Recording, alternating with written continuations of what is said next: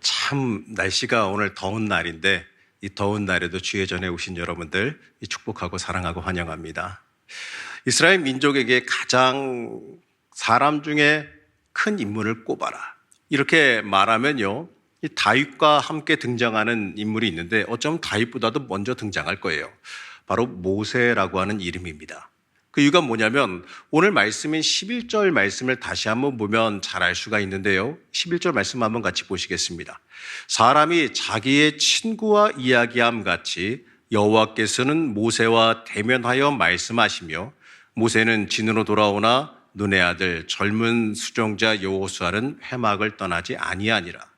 자, 이 앞부분이 중요한데요. 사람이 자기의 친구와 이야기함 같이 여호와께서 모세와 대면하여 말씀하셨다 이렇게 말합니다.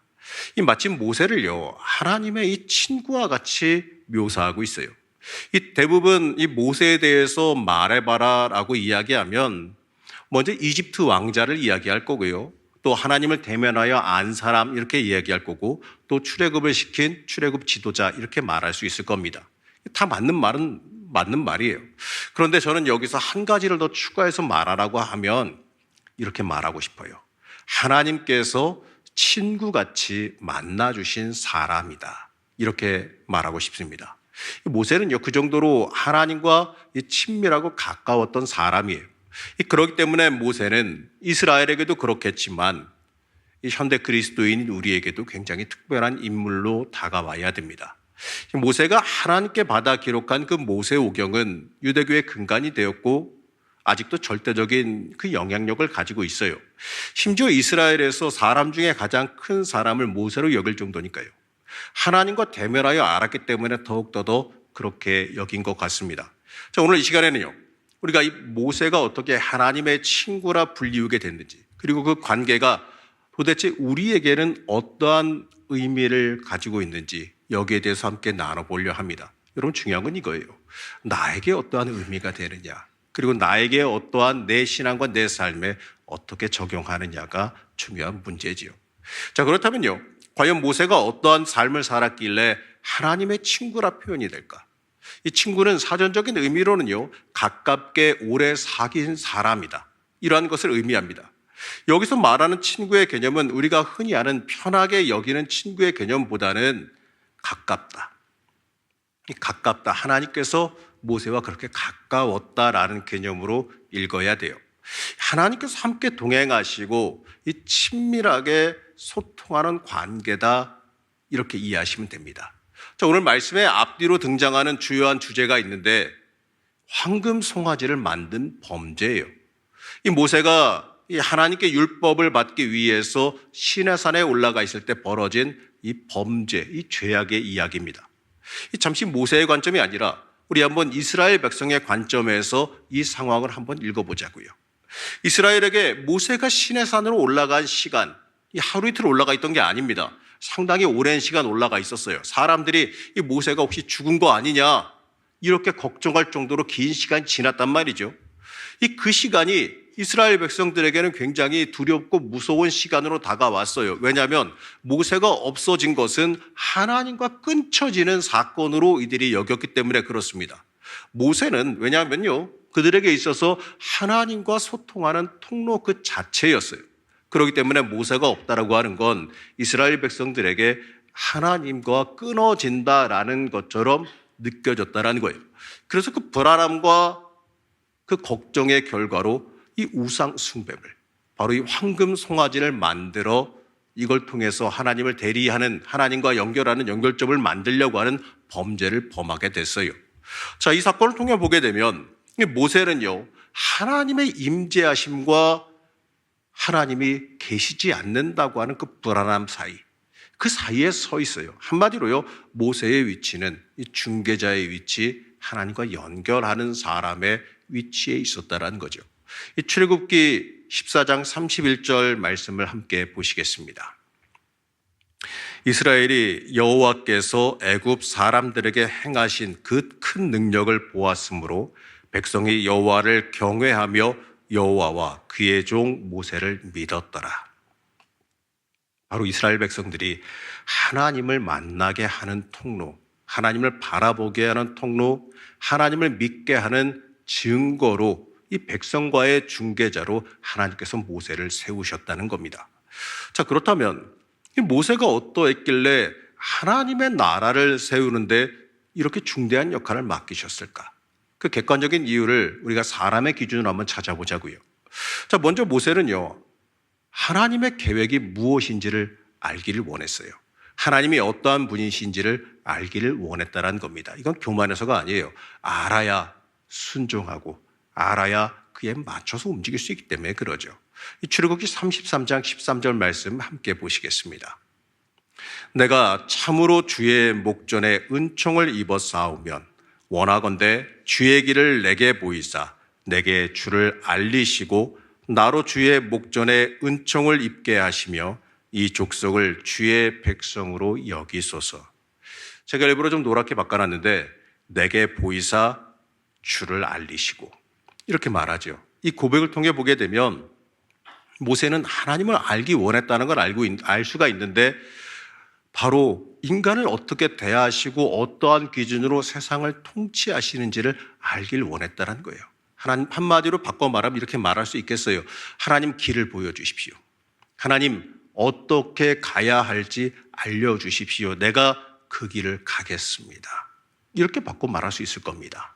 이 출애굽기 34장 6절에서 7절 말씀 한번 보시겠습니다.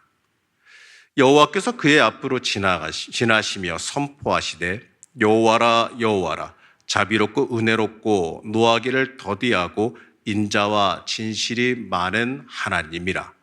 인자를 천대까지 베풀며 악과 과실과 죄를 용서하리라.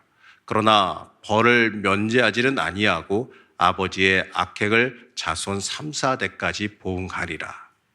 자, 이스라엘 민족을 이끌 지도자로서요, 하나님의 기준을 따르기 위해 하나님을 알길 원했어요.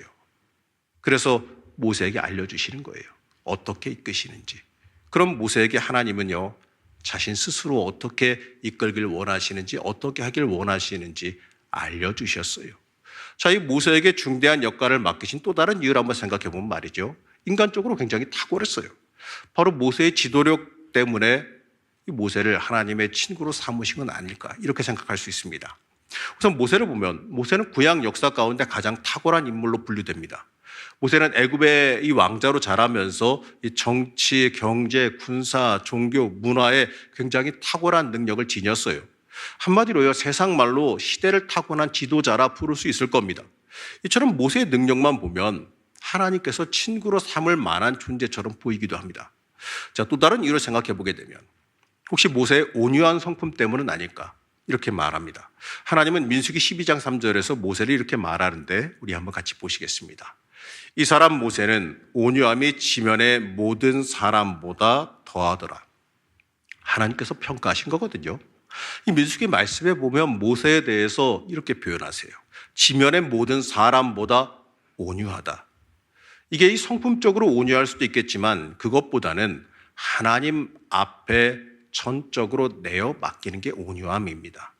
하나님이 이렇게 바꾸셔도 좋습니다 하고 저렇게 바꾸셔도 좋습니다. 이 순종하는 자세를 갖다가 온유하다 표현하거든요.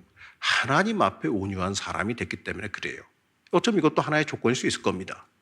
또 하나의 이유를 보게 되면 모세는 하나님께서 임재하시는 회막에 출입할 수 있는 사람이었습니다. 이 죄인된 백성들이 하나님의 임재하심을 감당할 수가 없었어요. 그 죄 때문에 하나님의 임재하시는 성전에 함부로 들어갔다가는 내 죄로 인해서 죽게 되기 때문에 그렇습니다. 그렇기 때문에 회막에 출입할 수가 없었어요. 이 모세가 특별한 경우뿐만 아니라 항상 회막으로 나아갔다 이렇게 말합니다. 그렇기 때문에 한마디로 하나님 보시기에 죄가 없는 사람, 하나님 보시기에 합당한 사람이었거든요.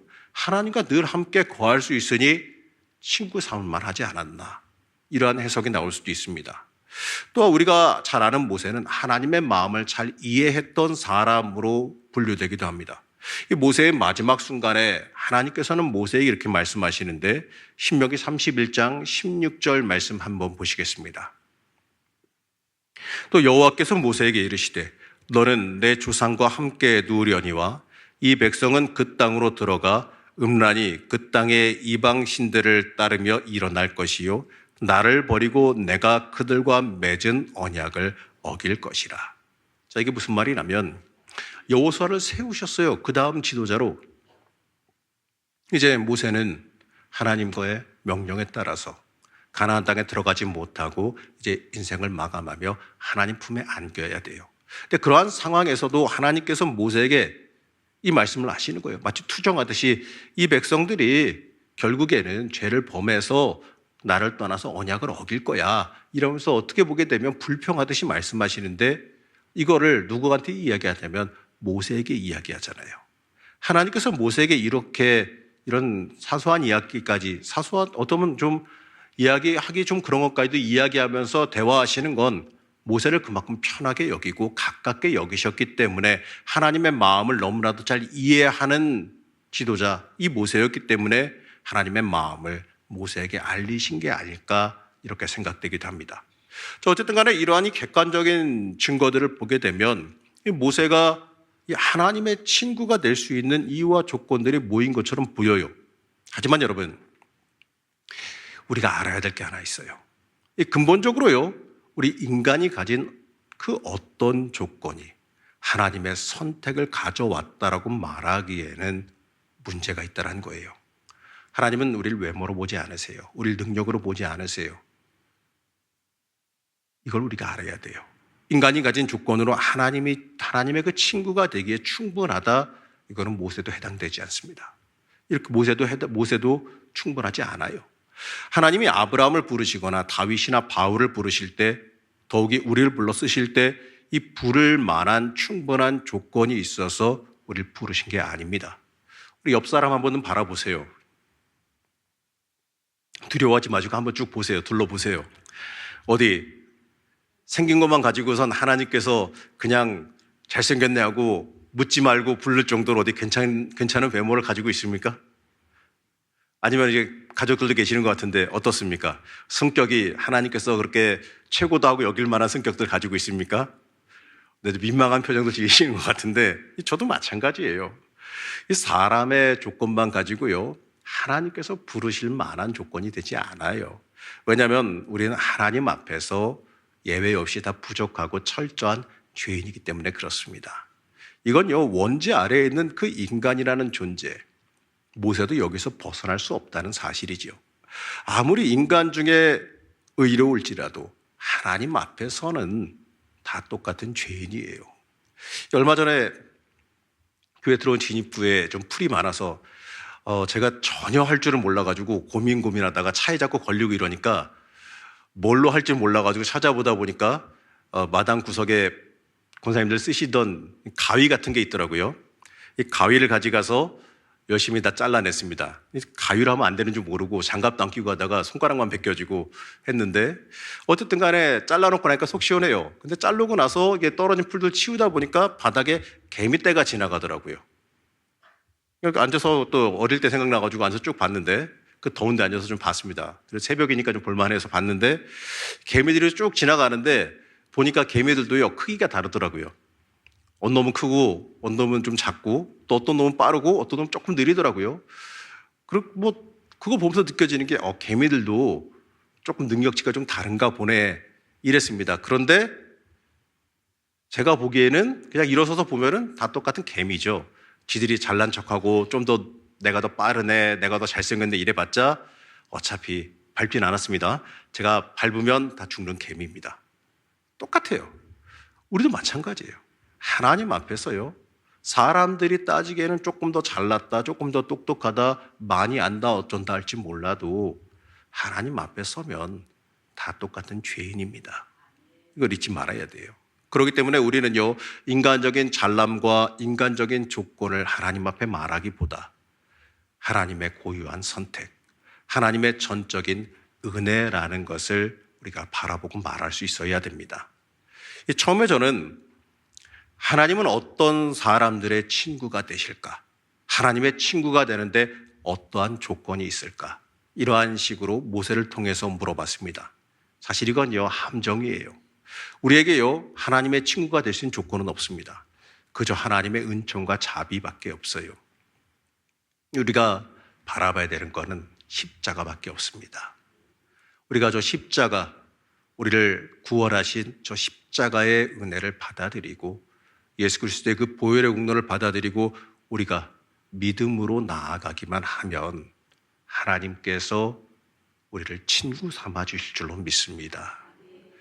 하나님께서 모세에게 하나님께 은총을 입었다 이렇게 말씀하십니다. 출애굽기 33장 12절 말씀 한번 같이 보시겠습니다. 모세가 여호와께 아뢰되 보시옵소서 주께서 내게 이 백성을 인도하여 올라가라 하시면서 나와 함께 보낼 자를 내게 지시하지 아니하시나이다. 주께서 전에 말씀하시기를 나는 이름으로도 너를 알고 너도 내 앞에 은총을 입었다 하셨사온즉. 참 맞습니다. 모세가 어떤 특별한 조건이 있었던 게 아니라 하나님의 은총을 입었어요. 이처럼 하나님께서요 우리에게 은총으로 은혜로 다가오십니다. 그리고 모세처럼 우리도요 이름으로 아신다 말씀하고 있어요. 성경에서 하나님께서 내가 너를 이름으로 안다라고 말씀하시는 경우는 이 모세밖에 없어요. 너는 내 앞에 은총을 입었다라는 이 표현도요 모세와 노아에게만 말씀하십니다. 하나님에 의해 허락된 이 모세와 이 하나님과의 특별한 관계를 나타내는 상징들이에요. 하나님의 친구 모세가 아니라 이 모세의 친구 하나님이라 부르는 게 더 맞을 것 같습니다. 그리고 예수님이 오신 이후로요 우리도 하나님께서 친구로 불러주고 계십니다. 요한복음 15장 15절 말씀 우리 같이 함께 천천히 합독하시겠습니다. 이제부터 너희를 종이라 하지 아니하리니 종은 주인이 하는 것을 알지 못함이라. 너희를 친구라 하였노니 내가 내 아버지께 들은 것을 다 너희에게 알게 하였음이라. 아멘. 모세뿐만 아니라 노아뿐만 아니라 이제는요 예수 믿고 구원받은 우리까지도 이 종에 불과할지라도 하나님의 은혜로 우리를 친구로 삼아 주신다 말씀하십니다. 자, 그럼 우리가 질문을 좀 더 해보자고요. 왜 하나님은 모세를 우리를 친구로 삼으셨을까? 하나님께서 모세의 친구가 되신 이유가 뭘까? 하나님께서 우리를 친구 삼으신 목적과 이유가 무엇일까? 성경에서 중요한 역할을 한 인물들의 출생 이야기는 이렇습니다. 보통 하나님의 특별한 개입으로 출생하게 되고 그 뒤에 하나님께 부름받아 쓰임받게 돼요. 모세도 하나님의 개입이 아니고서는 불가능하다 할 만한 이 독특한 출생 이야기와 성장 이야기가 있어요. 이 120년의 생애를 살았다고 하는데 그 생애가 마치 잘 짜여진 각본처럼 이 40년 주기로 구분되어지거든요. 이 40년씩 구분되는 것도 하나님의 섭리와 개입으로 우리가 볼 수 있겠지요. 하나님께서 이 처음부터 모세의 인생을 개입하시고 계획하셨다 봐야 되는 겁니다.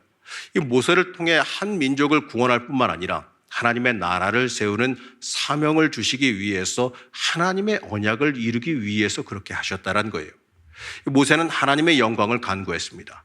이 첫 번째 영광을 보여주셨을 때 모세를 애굽으로 보내셨고 이 두 번째는 이스라엘이 앞으로 기준 삼고 살아가야 될 그 율법을 주셨어요. 그리고 세 번째는 이스라엘의 죄악에도 불구하고 하나님이 그들을 가나안 땅으로 친히 그리고 함께 인도하실 것을 확인하셨습니다.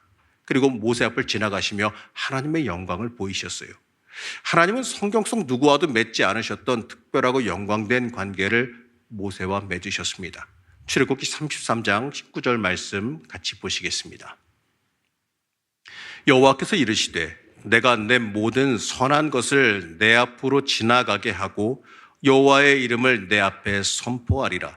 나는 은혜 베풀 자에게 은혜를 베풀고 긍휼히 여길 자에게 긍휼을 베푸느니라. 이 자신의 선한 것을 모세 앞으로 지나가게 하겠다라고 말씀하셨어요.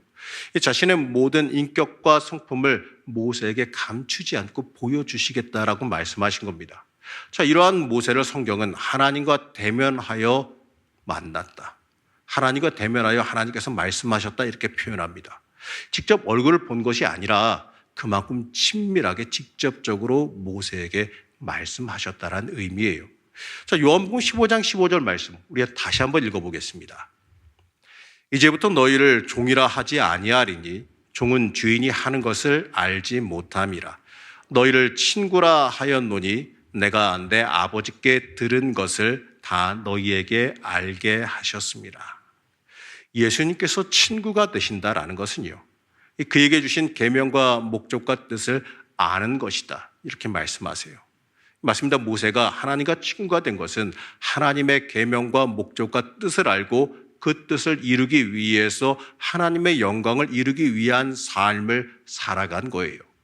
예수 그리스도를 통해서 우리도 친구라 부름 받은 건, 우리도요 하나님의 목적과 뜻을 우리 인생 가운데 밝히 알고 또 그 뜻과 목적을 이루기 위한 삶을 살아가야 한다는 겁니다. 하나님과 동행하는 삶, 하나님과 가까이 소통하는 삶을 우리 인생 가운데 살아갈 수 있어야 됩니다. 그리고 이 영적인 소통은요, 하나님께 내가 맞춰 살아가는 삶이에요. 나에게 하나님을 맞추는 게 아닙니다. 내 인생 가운데 내 인생에 맞게 하나님이 변화해서 다가오시는 게 아니라 하나님의 뜻을 구하고 그 뜻에 맞게 나를 맞춰 살아갈 수 있어야 돼요.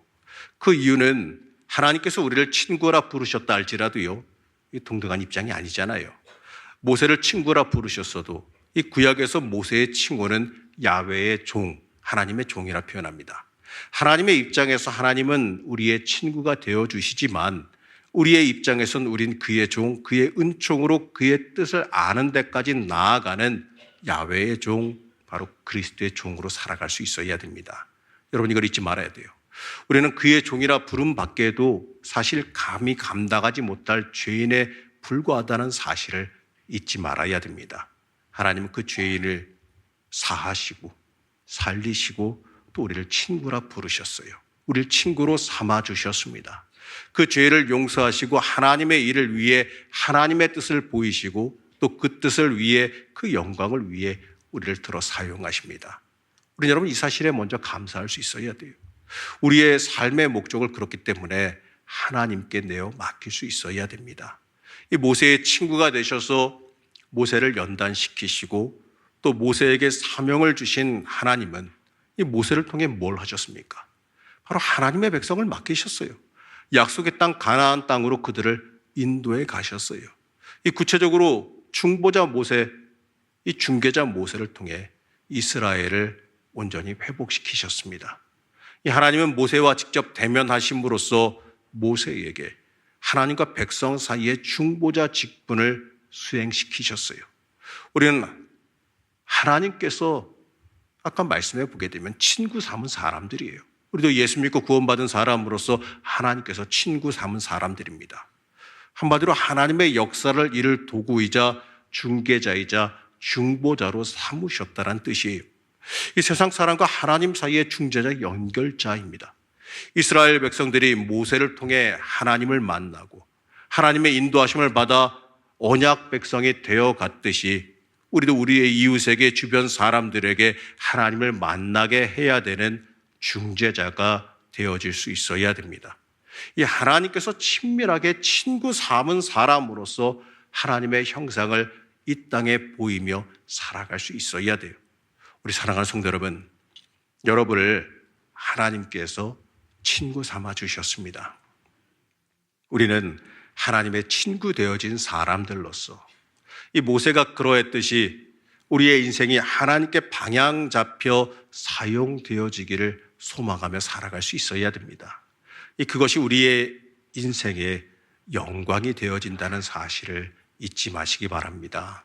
우리가 지금 총동원주의를 선포하고 전도하는 이 모든 것도요, 우리가 하나님과 그 사람 사이에 중개자로서, 중보자로서의 그 복된 역할을 감당하게 되는 겁니다.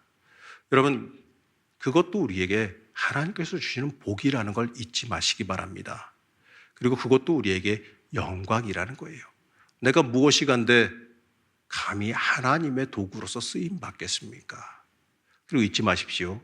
하나님께서 사용하실 때 그냥 쓰지 않으세요.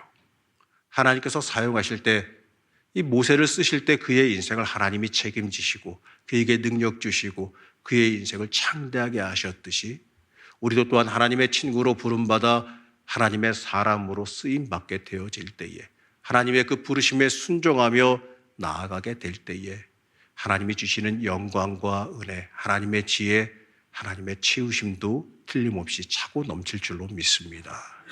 하나님은 이 모세처럼 우리를 친구 삼아주시고 하나님의 뜻을 펼쳐가길 원하세요. 여러분 한번 상상해 보시고 꿈꿔 보시기 바랍니다. 나를 통해서 하나님께서 역사하시는 은혜가 있다. 이걸 한번 상상해 보시기 바랍니다. 여러분 여기에서요, 하나님 나는 능력이 없어요. 나는 나이가 많아요. 나는 아는 사람도 별로 없어요. 여러분 이런 거 신경 쓰지 마세요. 하나님께서 때에 맞춰서 하나님이 쓰시기 원하는 때에 맞게 여러분들을 다 사용하십니다.